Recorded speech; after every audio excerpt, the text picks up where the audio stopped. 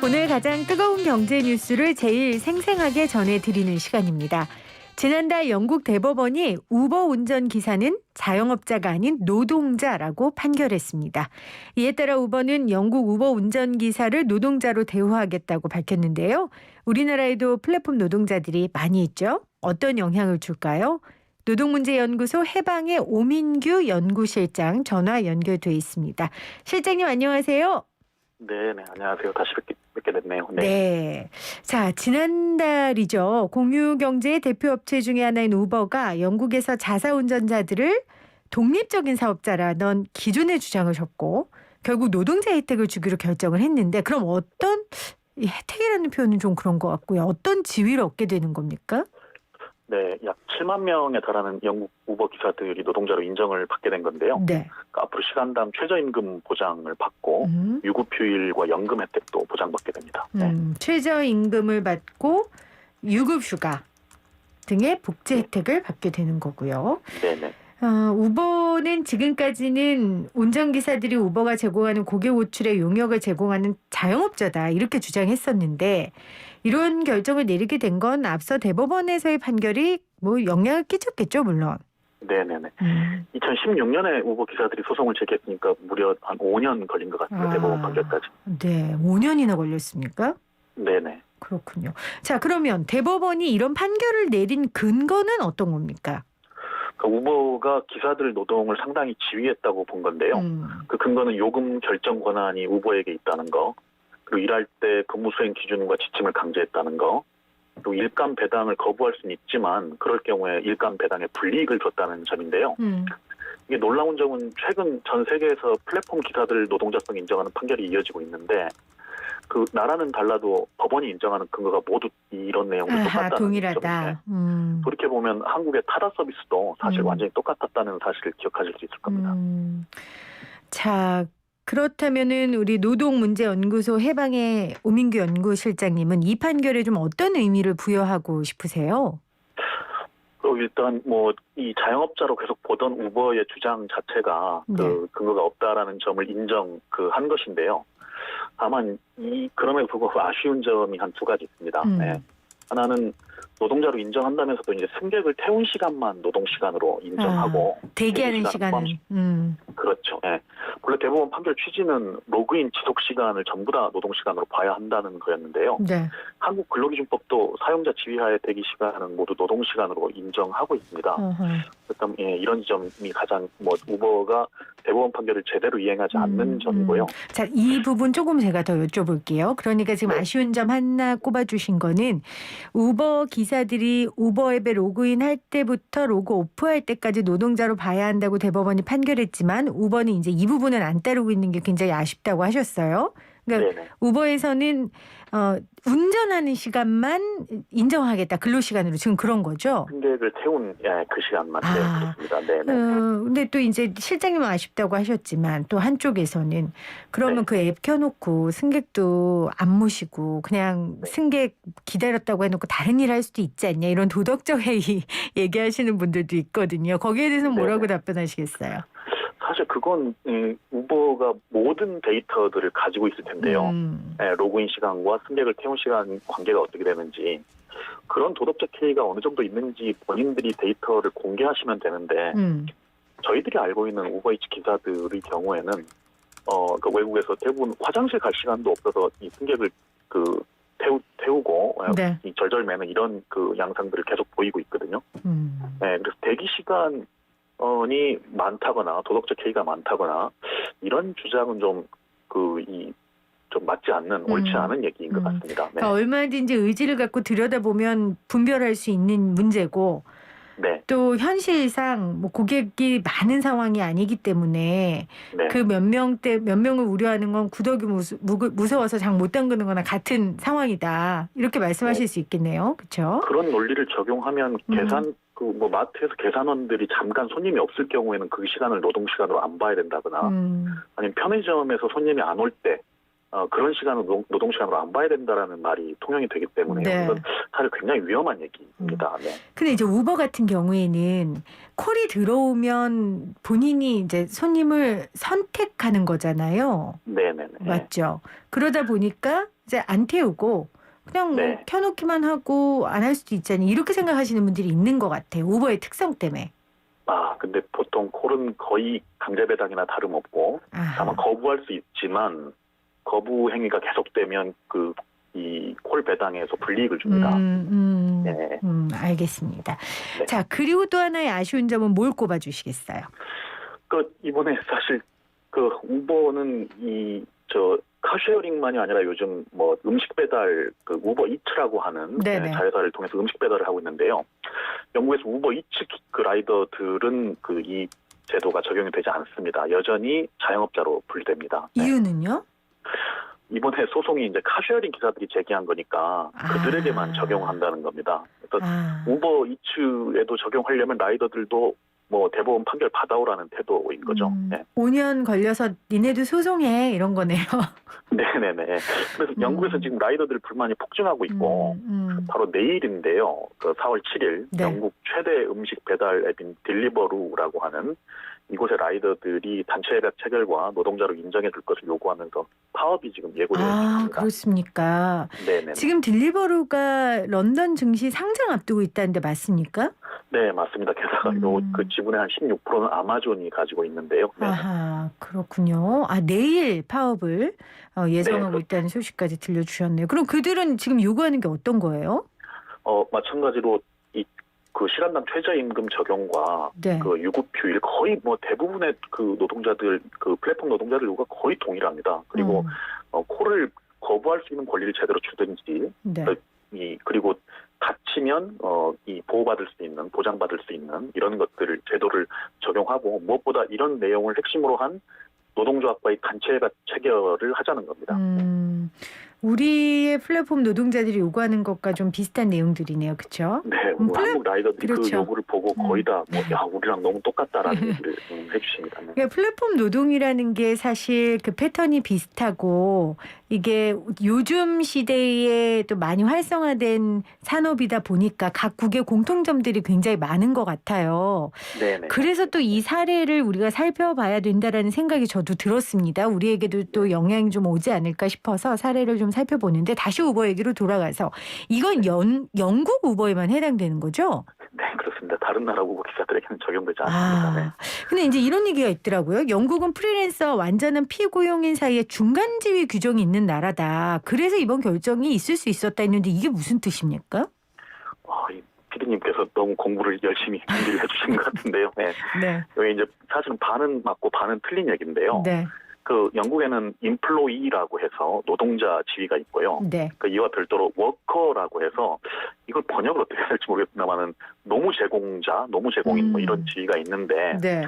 이게 이제 프리랜서와 노동자 사이 중간 지위라기보다는 한국에서도 근로기준법상 근로자 개념하고 노동조합법상 근로자 개념이 일치하지 않거든요. 네. 네, 노동조합법상 근로자 개념이 훨씬 넓습니다. 네.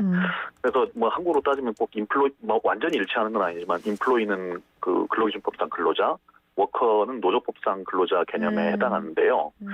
다만 애초에 소송을 제기할 때 우버 기사들이 인플로이라고 주장한 게 아니라 워커라고 주장한 거죠. 그래서 대법원이 당신들 말이 맞습니다라고 판단한 거고요. 네. 인플로이인지 여부는 판단을 안 한 겁니다. 네. 그래서 근데 이번에 판결문을 받아본 전문가들 대다수가 이 정도 판결이면 인플로이를 주장했어도 그러니까 근로기준법상 근로자임을 주장했어도 충분히 승소했겠다라고 보고 있습니다. 그러니까 워커가 인플로이보다 훨씬 큰 개념인 거군요.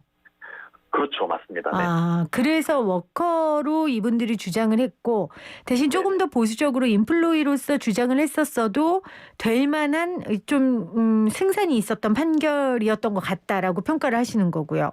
네네. 그 얘기는 그만큼 지금 이 업종에서 일하고 있는 일하시는 분들이 노동자의 색깔이 훨씬 더 강하다라는 걸 말씀하시는 거죠? 네, 맞습니다. 네. 알겠습니다. 자, 또 한쪽에서는 이런 얘기를 합니다. 우버는 고객과 자가용 운전자를 연결해주는 차량 공유라는 아주 독특한 비즈니스 모델로 경쟁력을 갖게 됐는데 기사들이 이렇게 직원이 되면 기존 택시 회사들과 똑같아져서 경쟁력을 잃게 될 것이고 그러면 결국 피해는 기사들이 본다. 이렇게 주장하는 사람도 있어요. 어떻게 보세요? 예, 우선 한때 공유경제라는 단어가 각광받았던 시절이 있었는데요. 네. 이게 실제로는 기술 혁신이 있었던 게 아니라 노동자들 갈아넣은 결과였다는 사실이 조금씩 밝혀지고 있는데 그러다 보니까 요즘은 이제 공유경제 이런 얘기를 쓰시는 분들은 거의 없는 것 같아요. 예, 그리고 이제 우버도 그렇고 타다도 그렇고 그 공유경제라는 단어로 포장되었을 뿐이지 실제로는 택시 서비스를 한 거라고 보거든요. 네. 예, 그러면 정정당당하게 택시 서비스를 하는 게 옳다고 봅니다. 그러니까 제도를 악용해서 들어오니까 그 당시 타다 서비스 시행 당시에 이제 택시 기사분들이 목숨을 걸고 저항을 하지 않았습니까? 네. 그래서 독특한 비즈니스 모델이라고 했지만 결국은 기존 노동자들에게 피해를 주면서 돈을 버는 모델이었던 거죠. 네. 알겠습니다. 자, 지금 영국의 사례를 좀 살펴봤고 이탈리아에서도 이런 비슷한 판결이 있었다는데 이건 어떤 내용입니까? 며칠 전에 이제 판결이 아니고 네. 최대 음식 배달 플랫폼 기업인데요. 이탈리아의 네, Take It Easy라고 하는 여긴 라이더들을 모두 직접 고용하기로 결정했고요. 회사에서요? 네네. 시간당 최저임금 적용도 하고 유급휴가, 산재보상, 그리고 차량이나 자전거 수리에 들어가는 비용도 회사가 부담하고 그 시간당 배달 서비스를 최대 4개까지로 제한합니다. 왜냐하면 안전하게 배달을 해야 되니까. 예. 이게 어떻게 가능했냐면 뭐 법이 만들어지거나 대법원 판결이 있었던 게 아니고요. 네. 그 노동조합하고 단체 협약을 이런 내용으로 체결한 겁니다. 그렇군요. 이것도 우리한테 참 시사하는 바가 크네요. 네, 맞습니다. 영국의 대법원 판결 그리고 이탈리아의 한 회사의 사례 이렇게 네. 들어주셨는데 우리나라 이야기로 좀 해보죠. 코로나19 이후 플랫폼 노동자들의 숫자가 정말 그야말로 폭증했는데 지금 현재 플랫폼 노동자의 현황이 어떻게 됩니까? 이게 지금 그 현황 조사가 정확하게 됩니까? 예, 이 부분 현황과 통계가 아직 충분히 정립된 그렇죠. 건 아닌데요. 최근에 2020년에 그 고용노동부하고 노동연구원이 공동으로 조사한 바가 있는데 그 단순 구인구직 정보를 중개하는 플랫폼까지 합하면 우리 한 179만 명 정도로 보고. 아까 영국이 7만 명이라 하시지 않으셨어요? 그 우버 기사만 그렇습니다. 우버 기사만. 우리는 179만 우버 카쉐어링 기사만. 네. 다만 여기서 이제 일의 배정 등에 영향을 미치는 그러니까 우리가 흔히 볼 수 있는 배달이나 대리운전 같은 좁은 의미의 플랫폼 노동으로 보면 약 22만 명 정도로 추산하고 있습니다. 폭이 굉장히 크네요. 예. 근데 고용 형태는 제대로 조사된 게 없어서 말씀드리기 어려운데 네네. 아마 노동조합 조직률이 매우 낮기 때문에 그 대부분 사용자들이 일방적으로 프리랜서나 자영업자 취급을 하고 있을 거라고 보고 있습니다. 그렇죠. 대부분은 자영업자 프리랜서의 형태겠죠. 그렇기 때문에 지금 우리가 외국의 사례를 계속 살펴보고 있는 건데 네. 자, 실장님은 당연히 우리의 플랫폼 노동자들도 노동자의 지위가 절실한 상황이다. 네. 이렇게 보실 거예요. 좀 구체적인 근거들을 풀어주시죠. 이게 사실 분명한 이 지점이 있는데요.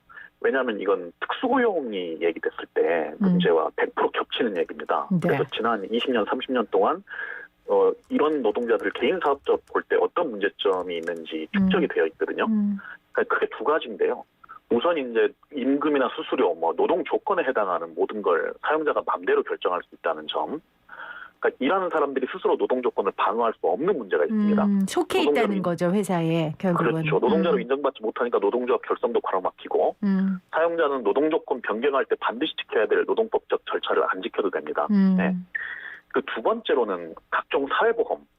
그러니까 특히 노동자라면 당연히 받아야 될 산재보험이나 고용보험 사각지대에 놓이게 됩니다. 네. 일하다 다치거나 잘려도 보호장치가 없는 거죠. 최저임금 제도 같은 것도 역시 적용이 되지 않고요. 그 영국 대법원이 우버를 노동자라고 내린 근거가 우버가 임금과 계약 조건을 정할 뿐 아니라 노동 규율도 감시하고 있고 업무 계약의 연장과 종결권도 가지고 있고 기사들의 지위가 우버에 종속돼 있다. 이런 근거 때문에 사실 판결을 내린 거잖아요. 맞습니다. 그 종속성을 핵심 요소로 보고 있습니다. 그렇죠. 그러니까 우리 플랫폼 노동자들 역시도 이 종속성을 갖고 있는 거죠. 예, 영국 대법원 판결을 한국에 가져오면 사실은 묻지 않아도 당연한 얘기가 되는 것 같습니다. 생생경제에서도 사실 이 부분에 굉장히 관심 갖고 여러 차례 봤기 때문에 정부 입장도 들어봤었거든요. 근데 일단 정부에서는 택배기사, 보험설계사 같은 특수고용직 종사자들을 7월부터 고용보험에 가입하게 했잖아요.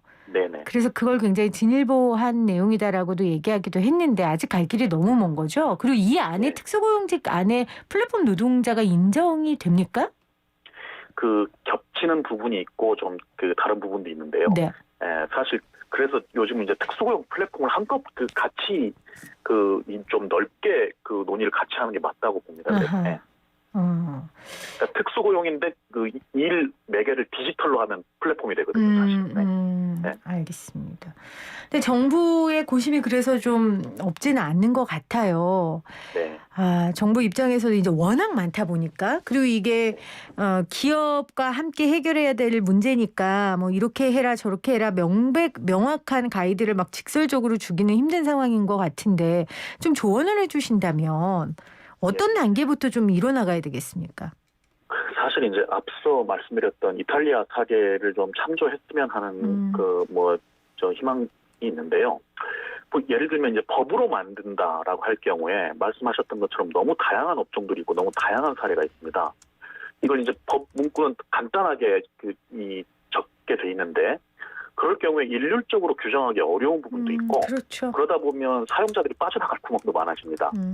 그런데 사실 노동 시간을 어떻게 정의할 건지, 기존 직원들과 형평성을 어떻게 할 것인지 하는 문제의 가장 전문가는 사실은 현장에서 일하는 분들입니다. 그러니까 그분들을 대표하는 노동조합을 결성하도록 하고 그들과 맞춤형으로 단체 협약을 통해서 쟁점들을 해소하면 됩니다. 그러니까 법으로 하면 너무 일률적으로 유연하게 적용하기 어려운 부분이 있는데 만약에 단체 협약을 활용하면 그 사업장에 맞춤형으로 매우 유연하게 질서를 정할 수 있다는 장점이 있습니다. 그러니까 기업이 선제적으로 노동자들과 단체 협약을 잘 맺으면 사실 법까지 갈 것도 없는 거죠. 그렇죠? 네네네 그렇습니다. 네.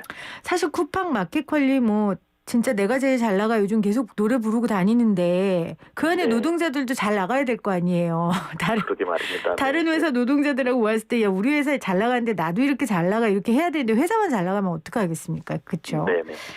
자, 미국의 사례에 대한 이야기들을 좀 많이 언급들 하시던데 미국 사례는 어떻습니까? 미국에는 ABC 테스트라는 게 있습니다. 네. 이게 노동자인지 독립계약자 혹은 프리랜서인지 이게 이제 테스트 내용이 굉장히 간단합니다. 일하는 과정에 지휘 감독이 있는지 없는지, 그리고 그 노동이 사용자 사업의 핵심인지 아닌지, 이런 것들 간단하게 몇 가지 테스트를 하는데, 이를테면 배달 플랫폼에서 라이더나 카쉐어링에서 운전기사, 이런 업무는 이들 플랫폼에서 핵심 아니겠습니까? 그럼 노동자라는 거죠. 그렇죠. 근데 이 테스트 핵심이 하나 더 있습니다. 아하. 노무를 제공하면 일단 노동자로 본다는 겁니다. 그러니까 노동자성을 부정하고 싶으면 사용자가 그걸 입증하라는 겁니다. 어떻게 보면 노동자인지 아닌지를 판별한다기보다 자영업자인지 아닌지를 판별하는 제도라고도 볼 수 있겠고요. 한국에서도 입증 책임 전환, 그러니까 노동자가 내가 노동자임을 입증하는 게 아니라 사용자가 내가 노동자가 아님을 입증하도록 하는 것이 옳다고 보고 있고요. 저희 연구소가 강하게 주장하고 있는 내용이기도 합니다. 알겠습니다.